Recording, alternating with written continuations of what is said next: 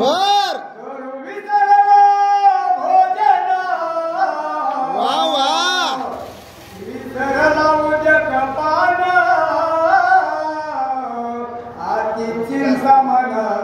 उद्विग्न पांडुरंगा करू प्रथम नमना दुसरे शरण संताचिया त्यांच्या कृपादाने कथेचा विस्तार बाबाजी सद्गुरु दास तुका ब्रह्म स्वरूप श्रोते हो, ईश्वर स्वरूप माझ्या मात्या पित्या हो. श्री भावार्थ रामायणातील युद्धकांडातील शक्तीच्या तिसऱ्या अध्यायाची गोड कथा आपण श्रवण करत आहात. कथेचं अनुसंधान काय आहे? हनुमंत या उड्डाण करून औषध वल्ली आणण्यासाठी गेलेले ही बातमी राजा रावणाला समजलेली आहे आणि राजा रावणाचं मन उद्विग्न झालेलं आहे. त्याला अन्न पाणी गोड लागेना झालेलं आहे. वाचा महाराज.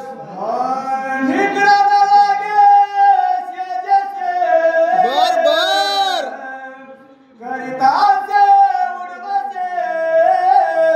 ओहो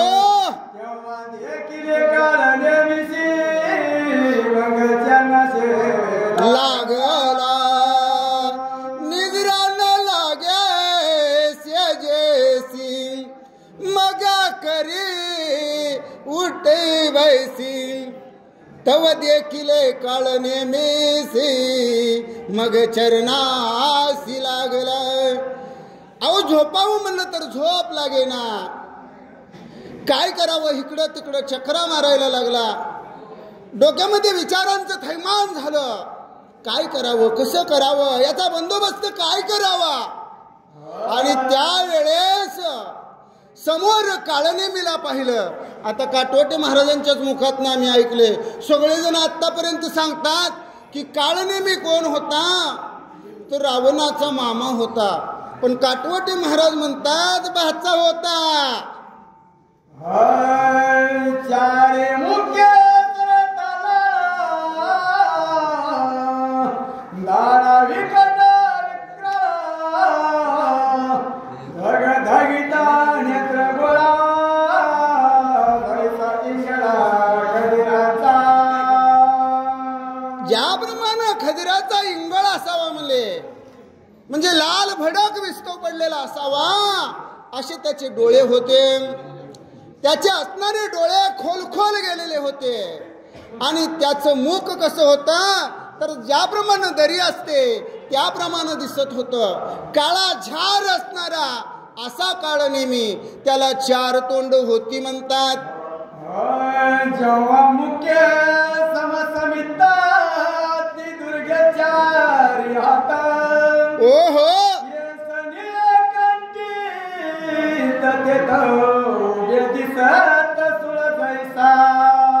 काय सांगावं म्हणले.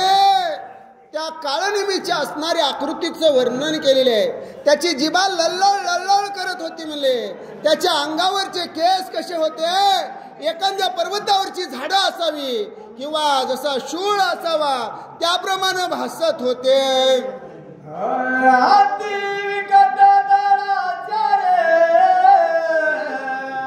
मुख समान पर्वताद्वारे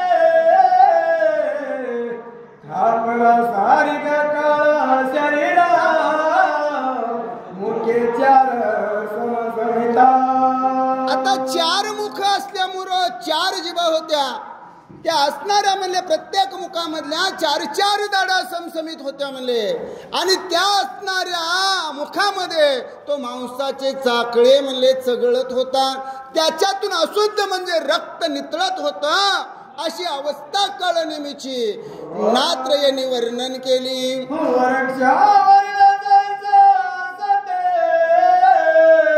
वा वा हात पाय दिसते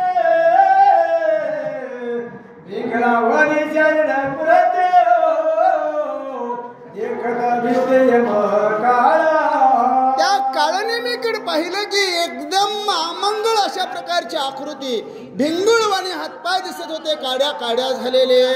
आणि त्याच्याकडे पाहिलं की जणू का भ्यासूर अशा प्रकारचा दिसणारा यमकाळ आलेला आहे की काय असं वाटत होतं. अति भयानक शरीरा वा वा. पार्थिवाचा शिरा, तो जाऊनी सत्वरा वरदाद्वारे ठाकवा. आणि काही सांगावं, अशा प्रकारच्या काळनेमीला राजा रावणानं पाहिलं. एकांतामध्ये आपण काहीतरी त्याला गुज बोलावं म्हणून राजा रावणाच्या मनामध्ये ती भूमिका आली. आणि एकांतामध्ये काळनेमीला भेटून त्याच्या चरणावरती राजा रावणानं दंडवत घातला. लवराती सकळ समुद्र कुसदीप समग्र लागोनिया तिरा समुद्र पर्वतावर ठाकवा. आणि मग राजा रावण त्याला विनंती करू लागला, हे असणारं कुशद्वीप आहे, लवण सागर आहे म्हणले, हे सगळं ओलांडावं म्हणलंय. आणि त्याच्या पलीकड जो क्षार समुद्र आहे म्हणले, तोही समुद्र ओलांडावा म्हणले. आणि पलीकड तू जावं. तुझं नवयावी गमन म्हणून आलं तुझं चरण, गेला कपी नंदन त्यासी विघ्न करावे. फक्त तूच एकटा समर्थ आहे म्हणले, म्हणून मी तुझ्या चरणावर दंडवत घालतो. तुला शरण आलेलं आहे. हनुमंत या पुढे गेलेले आहे आणि तो औषध वल्ली घेऊन येणार आहे आणि त्यामुळे लक्ष्मण उठणार आहे. त्यासाठी तू काय करावं, मी तुझ्या समोर हात जोडतो, पाया पडतो, तो ताबडतोब जावं आणि हनुमंतरायाला त्या कपीला विघ्न करावं.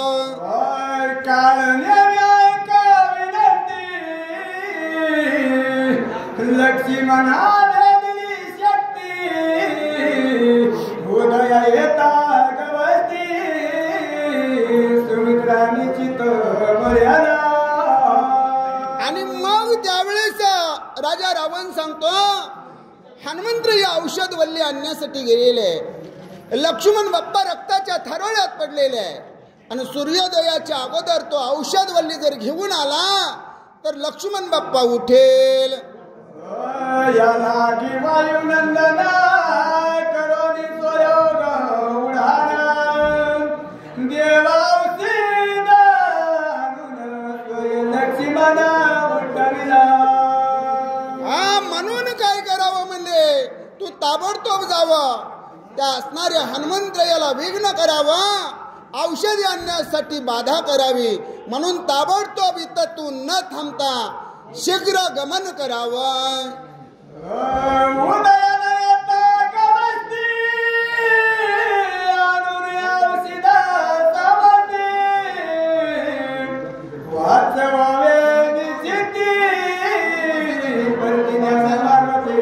करून गेला. हनुमंत यांनी काय प्रतिज्ञा केलेली आहे हेही राजा रावण काळनेमीला सांगतोय. ए काळनेमी म्हणले, त्या हनुमंताने एक प्रतिज्ञा केलेली आहे, आत्ता जातो, औषध वल्ली हुडकून लगेच ताबडतोब घेऊन येतो आणि लक्ष्मण दादाला सूर्य उगवायच्या अगोदर उठवतो, अशी मारुती प्रतिज्ञा करून गेलाय बघ काळनेमी.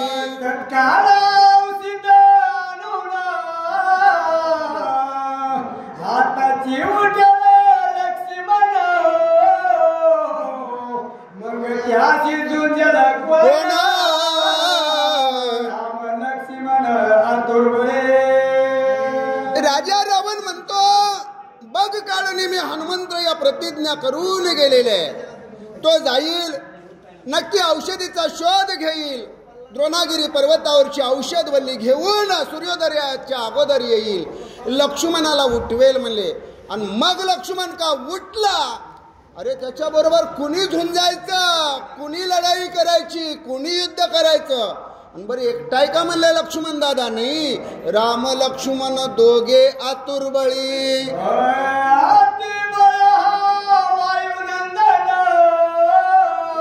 वा वा.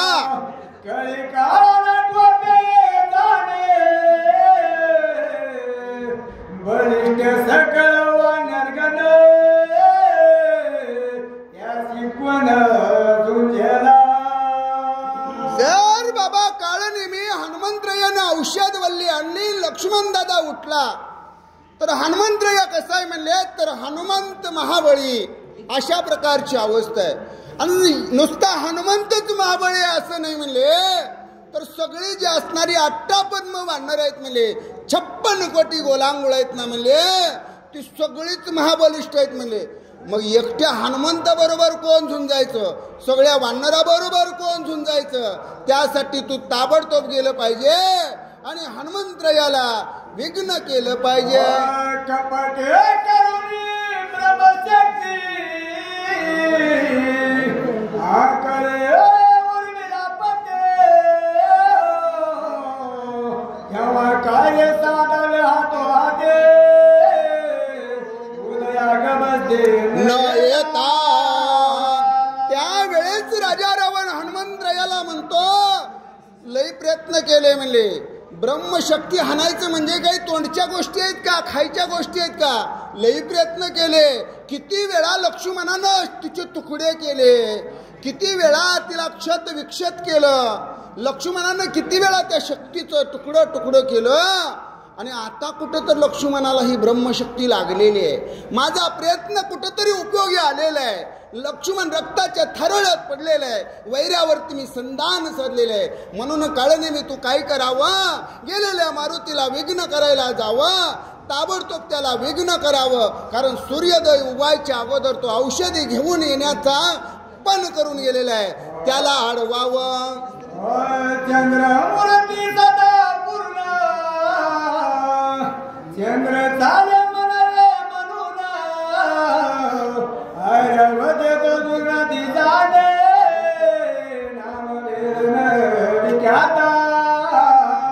आणि जो असणारा द्रोणागिरी पर्वत आहे म्हणले, त्याच्यावर जे असणाऱ्या अमृत संजीवनी औषधी आहेत म्हणले, ते असणारं चंद्रामृत पडल्यामुळं त्या औषधी निर्माण झालेले आहेत म्हणले. आणि त्या औषधीला आता द्रोणाचल नाव आहे म्हणले. तसं पाहिलं तर चंद्राचलच नाव आहे म्हटले. रूपाल चंद्रमूर्ती अमृत संजीवनी त्यासी म्हणता. वा वा. पर्वत समाता वर्तते. काय सांगावं म्हणले, सगळ्या असणाऱ्या पर्वतावर जे अमृत सांडलेलं आहे म्हणले, त्या अमृतापासून जी वनस्पती निर्माण झालेली आहे म्हणले, आणि तिला अमृत संजीवनी म्हणतात. आणि ती द्रोणागिरी पर्वतावर आहे, तिकडं हनुमंतराया ती आणण्यासाठी गेलेला आहे.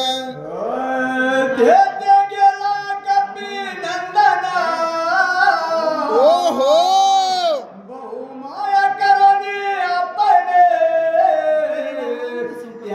करावे विघ्न उदय जवान होय. काळनेमी तेथे गेला कपिनंदन करुणी मायापन शीघ्र गोवावा वायुनंदन जवन सूर्योदय होय. जोपर्यंत सूर्य उगवत नाही, हनुमंतराया औषध वल्ली घेऊन तिकडून निघत नाही, तोपर्यंत तू इकडून जा, पोच आणि वाटेमध्ये त्याला अडव, विघ्न कर, काहीही कपट कर, पण त्या हनुमंताचा बंदोबस्त काळनेमी तू कर.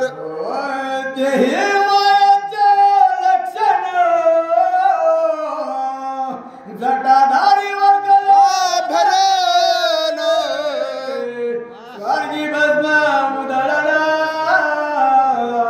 साधारण ऋषी भेसा. काळनेमी तुला सांगायची काही गरज नाही म्हणले, पण तरीही जाता जाता युक्ती सांगतो. तू सांगितलं नाही राजा रावणानं म्हणायला नको.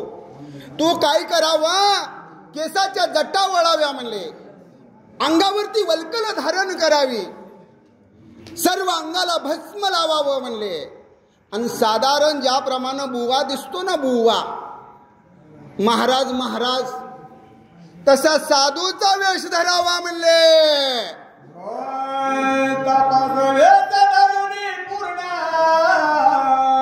करावे आश्रम निर्माण.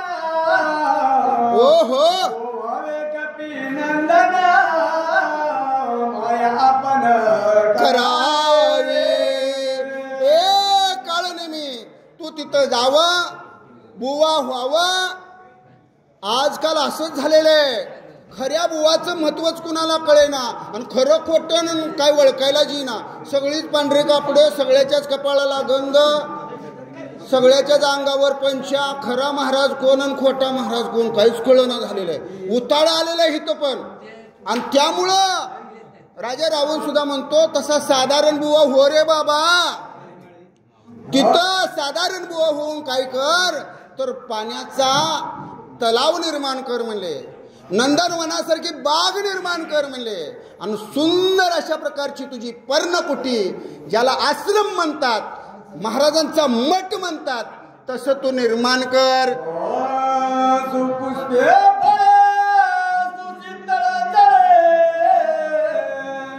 सुंदर आपण धरव्याती सुशिळा गोळांगोळ गुंतवला. हनुमंत्र याचं मन रमलं पाहिजे. सुंदर अशा प्रकारचा बगीचा निर्माण कर. भव्य दिव्य अशा प्रकारे तुझा आश्रम बनव. गोड शीतल चवदार थंड पाण्याचं तळ निर्माण कर. वानरानं पाहिलं की वानर तिथंच गुंतून पडलं पाहिजे. हा निष्ठा दावावी ब्रह्मज्ञाना कथेसी वर्णवा रघुनंदन. त्याने त्याची सुख गहने कपिनंदन गुंतीला. ए काळने मी तुला एक मर्म सांगतो म्हणले. काही जणाला कळतं पण कळतं पण वळत नाही. कपट कसं करावं याला माहिती आहे. पण राजा रावण म्हणतो तुला सांगतो निष्ठा दावावी ब्रह्मनिष्ठा.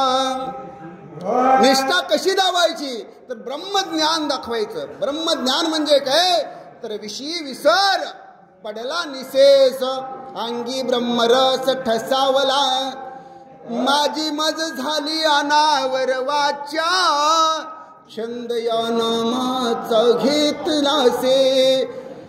या देहाचा विसर पडला पाहिजे. माझी जव काय आयशी नहे, देहाच्या निराशे पाविजे या ठाया, अशी अवस्था झालेली दाखवायची. आणि कथा काय सांगायची, कथेसी वर्णावा रघुनंदन. कथेमध्ये रामरायाची कथा सांगायची, जेणेकरून हनुमंताला ती कथा ऐकताना गोड वाटेल, तिथं त्याचं मन रमेल, गुंतून पडेल. असं करायचं बर का काळनेमी. हनुमंत सुरस सांगावे रामकथा. वा वा जेणे गुंती पडेल हनुमंता, ते तू अंत करावे. तत्वानं करायचं. तत्व कळलं पाहिजे माणसाला. निष्ठावंत भाव भक्ताचा स्वधर्म. निर्धार हे वर्म चुकू नको. निर्धार पाहिजे आपल्याला नेमकं करायचं आहे काय. रामकथा सांगायची आहे कशी, ऐकायची आहे कशी, शक्ती म्हणजे काय असतं, त्याचं पुण्य कसं घ्यायचं असतं, हे अगोदर आपण जाणून घेतलं पाहिजे. आणि त्याच्यातून मग रामकथेचा असणारा सर्वांगातून उदय होतो. आणि काळनेमीला राजा रावण म्हणतो रामरायाची कथा हनुमंताला सांग, जेणेकरून त्याच्या अंतरंगाला बाह्यंगाला गोड वाटेल, हनुमंत या तिथं गुंतून पडेल. ते तू करावं.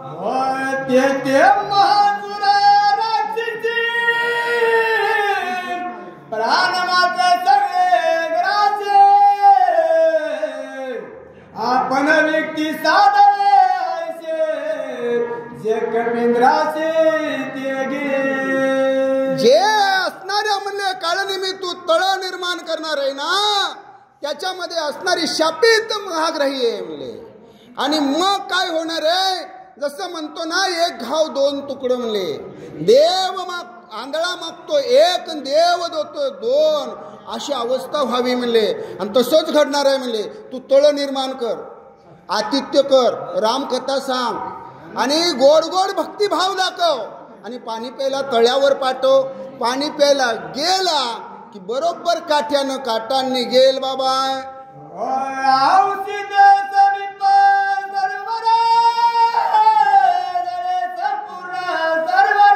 वा वा सुंदर कमळे मनोहर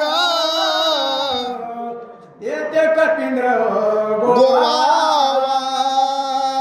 अगदीच सुंदर फुलांची, सुंदर फळांची अशी बाग निर्माण कर. अगदी औषधयुक्त वनस्पती निर्माण कर आणि मग ते असणाऱ्या हनुमंताला ते भक्षण करण्याकरता दे. आणि ज्यावेळेस तो भक्षण करेल त्याला ताण लागेल त्यावेळेस त्याला त्या तळ्याकडे पाठवावं, जेणेकरून हनुमंतरायाला तिथं गुंती पडेल. असं कार्य काळनेमी तू करावं.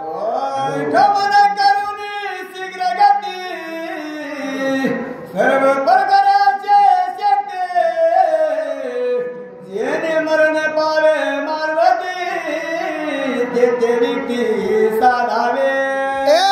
मी म्हणले ऐकतोय का नाही म्हणले, सांगतोय ते तुझ्या डोक्यात शिरतय का नाही. आता ताबडतोब इथनं निघ हाल म्हणले. आणि जिथं हनुमंतराय गेलेला आहे म्हणले तिथं जा, ताबडतोब त्याला विघ्न कर. मारुतीला कसं गोवायचं ते गोव, काय करायचं ते कर, त्याला कशी अडचण आणायची ते आण. आणि तो असणारा मारुती राया मरेल असं काहीतरी कर. हे अर्थ सांगण्यासाठी त्यांनी यावं. कृपया सूचकांना आणि वाचकांना विनंती आहे, वेळ जास्त होऊ लागलेला आहे. कारण एका ओवीला फक्त अर्धा मिनिट ते पाऊण मिनिट द्यायचा आहे, परंतु आपल्याकडून 1 मिनिटाच्या वेळ